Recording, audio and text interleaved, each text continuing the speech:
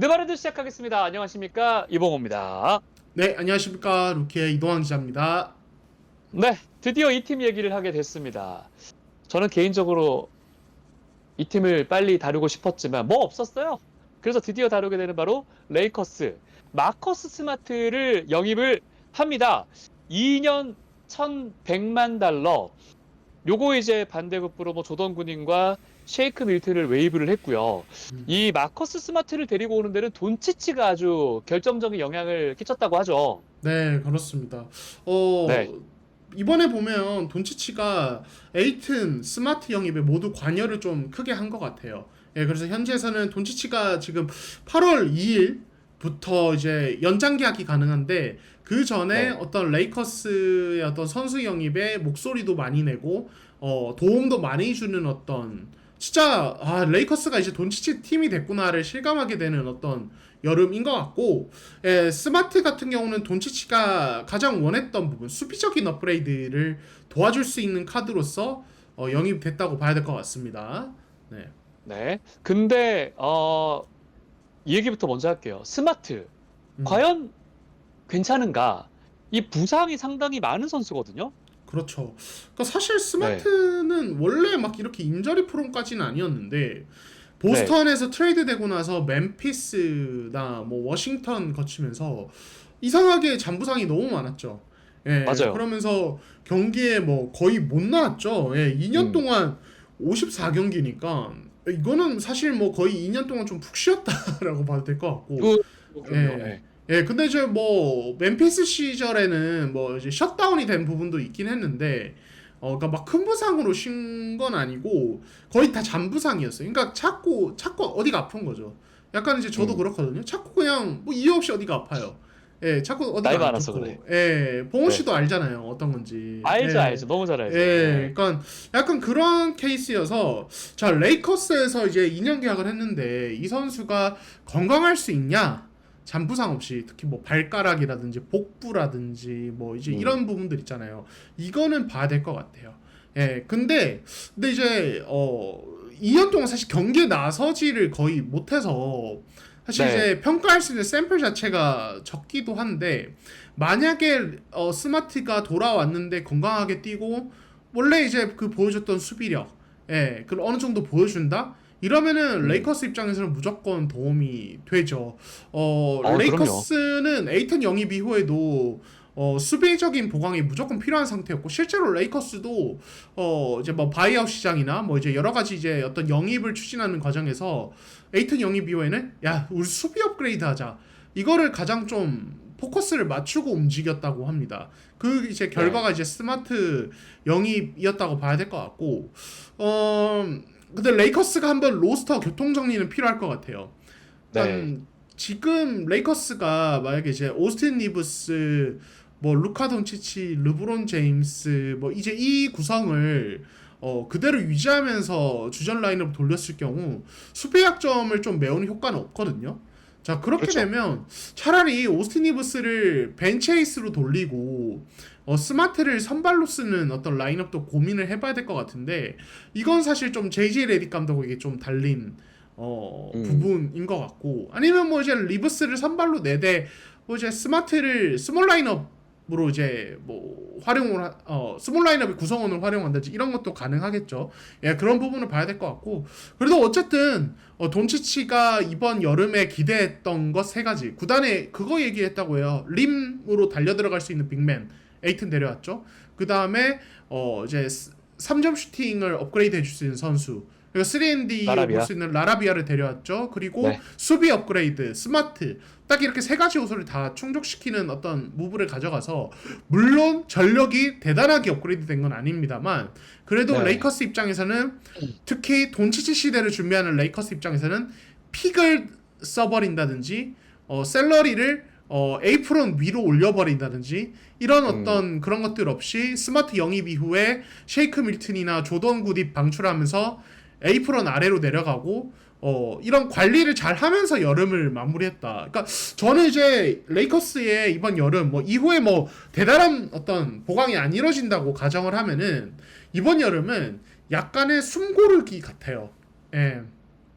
르브론 제임스의 계약이 1년 남아있는 상태에서 그렇죠. 2027년 여름이 정말 중요하다는 이야기가 많거든요. 현지에서는. 네. 예, 많은 팀들이 27년 여름을 생각한다는 말이 있는데 그렇게 봤을 때 레이커스는 어떻게 보면은 당장 뭔가 완전 우승을 도전할 수 있는 전력을 무리해서 꾸리기보다는 숨 고르고 드래프트 픽 지키고 무리하지 말고 조금씩 해나가자. 그리고 중요한 어떤 여름에 대형 영입을 하자.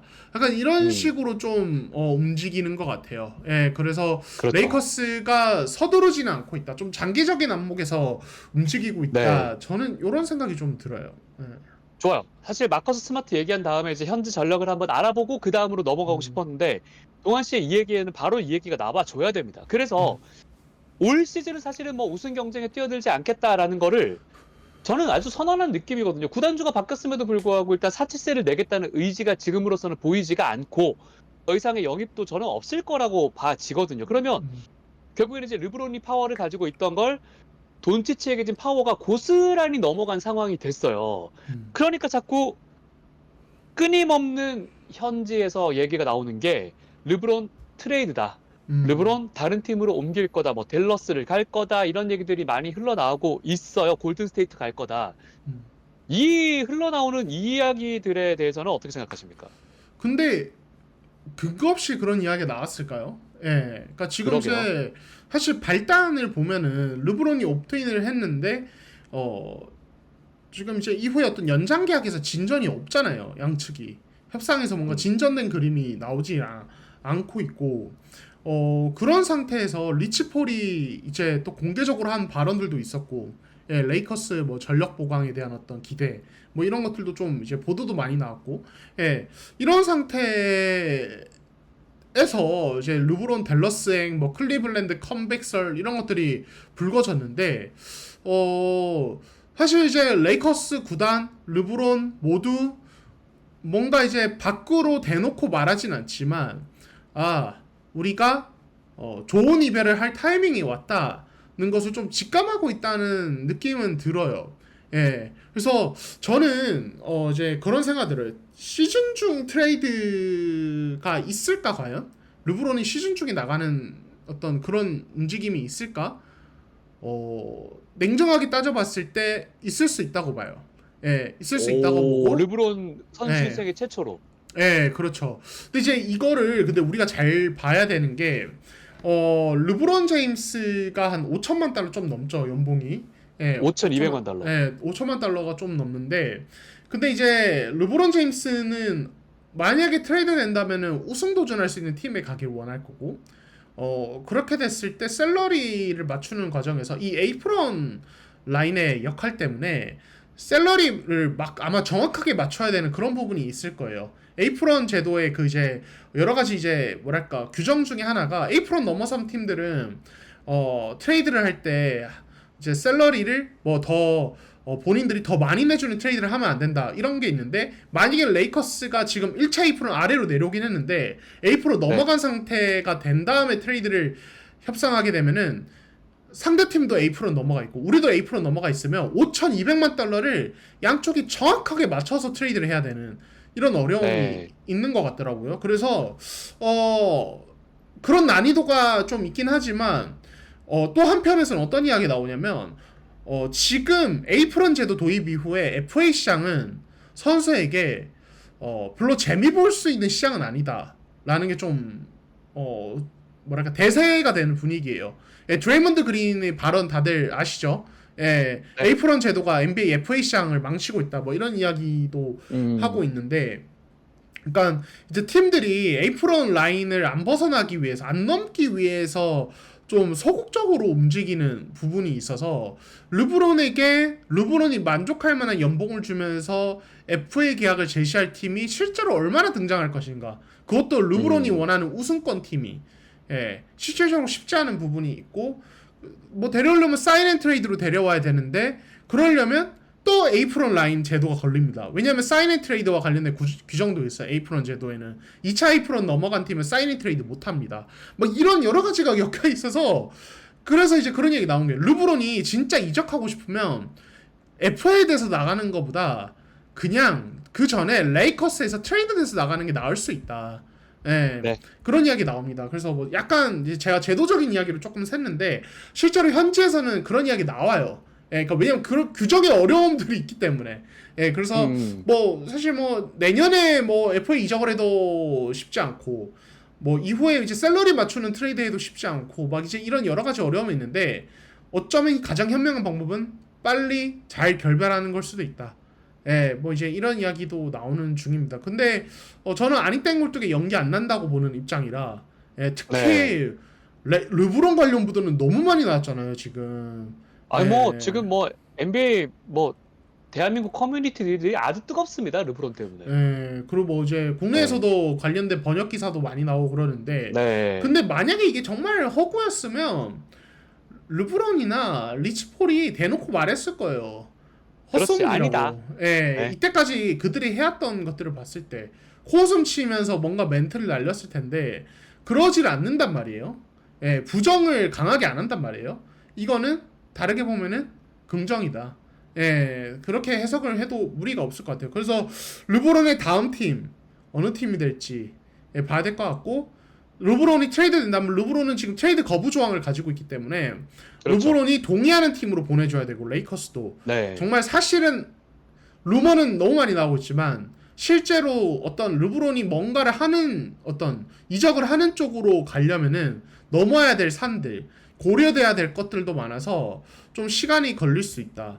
예. 정말 아니면 내년에 FA 돼서 뭐 페이컷 해가지고 어디 반지 원정대 합류할 수도 있고요. 르브론은 얼마든지 네. 그럴 수 있는 이제는 뭐 한 번 욕먹은 사람이 뭐 무서울 게 뭐가 있겠어요. 예, 그래서 뭐 한번 지켜봐야겠죠 뭐. 예. 개인적으로는 르브론은 팀을 옮길 것 같지는 않아요. 일단은 뭐 그렇게 음, 생각이 들고 그리고 음, 페이컷 했어야 돼요. 동아 씨 말대로. 이게 음, 이 연봉을 받아가면서 내가 이 팀에서 우승을 하고 싶다. 이게 말이 애초에 안 되는 상황이잖아요. 그 음, 돈치치랑 르브론 둘만 해가지고 1억 달러인데 그렇죠. 이래서 예. 어떻게 선수들을 영입해오고 데리고 오고 뭐 이 팀을 꾸리고 이게 가능하겠습니까? 그냥 욕을 쳐먹더라도 막 그래 동아 씨 말대로 욕을 한 번이라도 더 많이 먹어본 애가 음, 적당히 해서 이거 하겠다고 한다면 누가 욕하겠습니까? 음. 저는 그냥 그런 상상을 합니다. 내년 여름에 르브론이 베테랑 미니멈이나 미드레벨 액셉션 정도로 클리블랜드 같은 팀 돌아가서 동부에서 꿀 빨자. 또 한번 우승 도전하고 마무리하는 거. 네. 아니면 뭐 뉴욕 같은 팀. 그러니까 르브론이 맘먹고 아, 페이컷 하면 뭐 못 갈 팀 없잖아요 지금. 예. 그렇죠. 무조건 예. 데려가겠지. 근데 르브론도 이제 싹 눈치를 보겠죠. 진짜 내가 갔을 때 우승할 만한 팀인가? 나의 이제 음. 떨어진 어떤 에너지 레벨을 보충할 수 있는 수비수가 있는 팀인가? 이런 것들 감안하면서 가게 될 것 같은데 정말 재밌는 내년 여름이 되지 않을까? 혹은 이번 시즌이 되지 않을까라는 생각이 듭니다. 네. 다시 한번 개인적으로 얘기하면요. 음, 고트는 이미 끝났고, 음, 그러니 그렇게 팀 옮겨 다니면서 철새처럼 굴지 말고 이미 마이애미에서 한 짓 있고, 마이애미 가면서 한 짓 있고, 이런 짓들이 있기 때문에 그냥 가만히 레이커스에서 은퇴해라. 이렇게 음, 말씀을 드리고 싶습니다. 자, 그리고 이거 한번 여쭤보고 싶어요.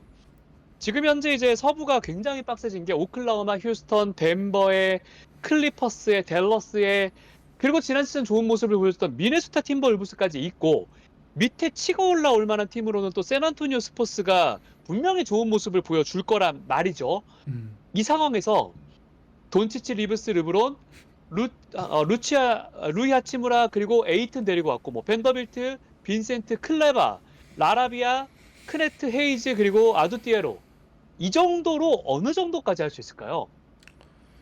근데 이제 우리가 레이커스를 너무 폄하하면 안 되는 게 지난 시즌에 어쨌든 대반등을 이뤘단 말이에요, 한번. 예. 3등 했죠, 정규 시즌. 네. 예, 3등을 했었고 그때 경기력이 심상치 않았었기 때문에 우리가 음, 너무 음. 폐마해서는 안 된다는 생각은 드는데 근데 냉정하게 봤을 때 로스터만 봤을 때는 솔직히 기대가 많이 되지 않는 건 사실이에요. 예, 많이 네. 되지 않는 건 사실이에요. 예.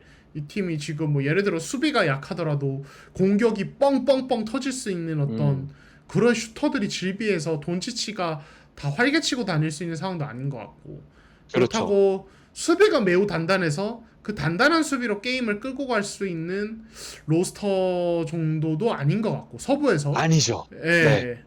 그렇다고 돈치치와 함께하는 리브스 르브론이 그래도 뭔가 오펜스에서 퍼포먼스를 더 끌어올릴 수 있는 여지가 큰 것도 아닌 것 같고 르브론은 뭐 비슷할 거고 리브스도 비슷할 텐데 예.